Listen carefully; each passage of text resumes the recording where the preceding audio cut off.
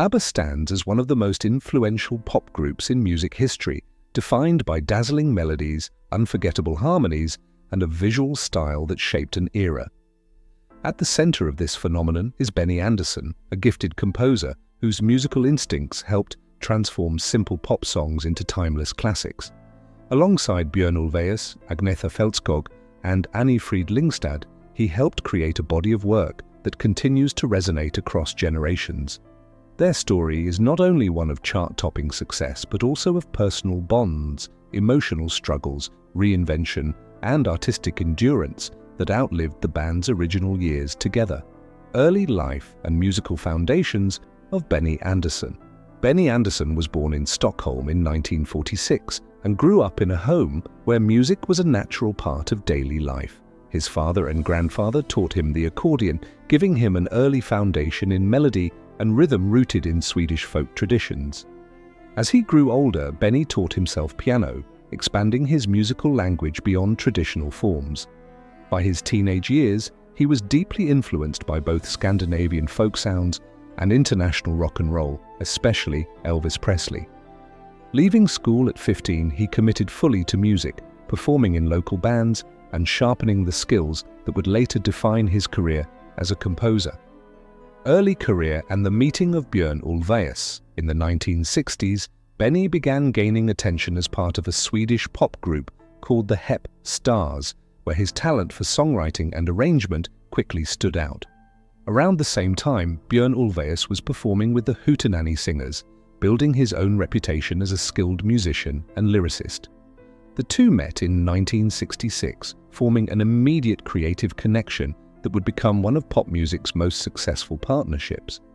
Their collaboration blended Benny's melodic sophistication with Björn's lyrical clarity, laying the groundwork for songs that would later define ABBA's unmistakable sound and global appeal. The formation of ABBA and a unique vocal identity.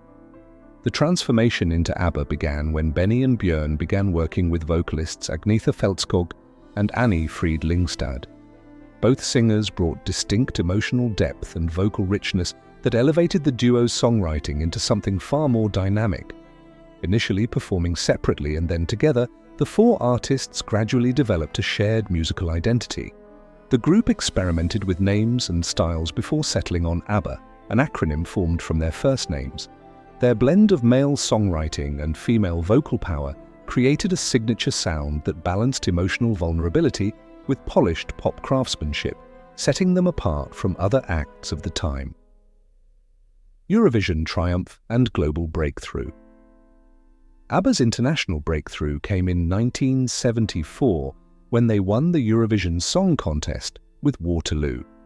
The performance marked a turning point, introducing their energetic style and catchy songwriting to a global audience. Unlike many Eurovision winners who faded quickly, ABBA capitalized on the momentum, launching a career that expanded rapidly across Europe and beyond. Waterloo showcased their ability to combine theatrical flair with radio-friendly pop structure, a formula that would define their success. From that moment, ABBA transitioned from a promising Swedish group into a worldwide musical force with rapidly growing influence. The golden era of hits and worldwide fame. Following their Eurovision success, ABBA entered a period of extraordinary global popularity. Songs such as Dancing Queen, Fernando, Mamma Mia, Knowing Me, Knowing You, and The Winner Takes It All became defining tracks of the 1970s and early 1980s. Their music blended infectious melodies with emotional storytelling, appealing to both casual listeners and devoted fans. Benny Andersson's compositions were central to this success, combining intricate arrangements with pop accessibility. ABBA dominated charts across continents, selling millions of records and becoming one of the most commercially successful pop groups in history, while maintaining a distinctive artistic identity. Personal relationships and emotional challenges. Behind ABBA's polished image, personal relationships within the group became increasingly strained. The two romantic partnerships that had helped form the group, Agnetha Fältskog with Björn Ulvaeus and Annie Fried Lyngstad with Benny Andersson, eventually ended in divorce during the late 1970s and early 1980s. these emotional changes deeply affected the group's dynamic, as personal heartbreak began influencing their music and working environment. Touring pressures, global fame, and private difficulties created a complex atmosphere.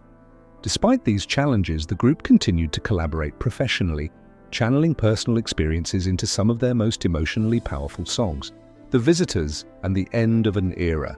By 1981, ABBA released their final studio album of the original era, The Visitors. The record marked a significant tonal shift, featuring darker themes of isolation, uncertainty, and emotional reflection. Songs from the album revealed a more mature and introspective side of the group, reflecting both personal and global tensions of the time. Although still musically sophisticated, it signaled that ABBA's creative journey as a group was approaching its end. By 1982, the band quietly stepped back from active collaboration, leaving behind a legacy already firmly established in pop history, even without an official public announcement of separation. Life. After ABBA, musicals and new creative paths. Following ABBA's hiatus, Benny Andersson and Björn Ulvaeus continued their partnership in new creative directions, most notably in musical theatre. Their work on Chess demonstrated a shift toward more complex storytelling and theatrical composition. Later, ABBA's music experienced renewed global popularity through the musical and film adaptations of Mamma Mia, which introduced their songs to younger generations. Meanwhile, Agnetha Fältskog and Anni-Frid Lyngstad pursued solo careers, each exploring different musical styles and personal paths. Although their lives diverged, the influence of ABBA's original work continued to grow steadily across decades. Reunion, Voyage, and digital innovation. In 2021, ABBA surprised the world by reuniting to release Voyage, their first studio album in nearly 4 decades. The project was accompanied by an innovative digital concert experience featuring virtual avatars of the group performing their classic and new songs. This technological leap allowed ABBA to return to the stage in a groundbreaking format without traditional touring. The reunion demonstrated that their artistic connection remained intact despite years of separation. The project was widely celebrated as a unique fusion of nostalgia and innovation, reinforcing ABBA's position as pioneers not only in music but also in performance technology. Conclusion: the enduring power of ABBA's music. ABBA's legacy endures because their music transcends time, trends, and generations. At the heart of their success is Benny Andersson's gift for melody, combined with the emotional depth of Björn Ulvaeus' songwriting and the unforgettable voices of Agnetha Fältskog and Anni-Frid Lyngstad. Their story reflects triumph, heartbreak, reinvention, and reconciliation, all expressed through songs that continue to resonate worldwide. Decades after their peak, ABBA remains a cultural touchstone, proving that truly great music does not fade, but instead evolves, finding new meaning with every generation that discovers it.